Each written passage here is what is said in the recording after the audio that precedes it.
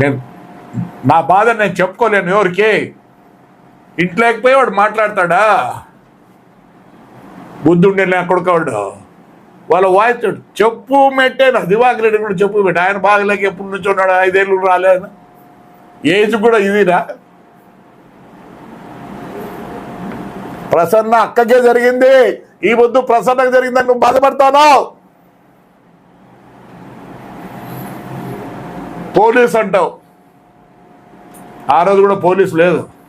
ఇన్నే చెప్పండి, ఇన్నే ఎఫ్ఐఆర్ చూడండి. ఇవన్నీ నేను అప్పటి మన పంపించిన వెంకటరామ పంపించిన శైలజాన ఇవన్నీ ఎఫ్ఐఆర్లే.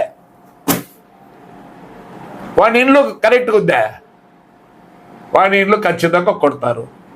రిజిస్ట్రేషన్ తప్పు చేసుకున్నాడు, వాని ఇండ్లు కాదు అది, మున్సిపాలిటీలో స్థలంలో కట్టినాడు. లేదని చెప్పాను, వాడినే చెప్పాను. Very sorry. మా బాధ అర్థం చేసుకో.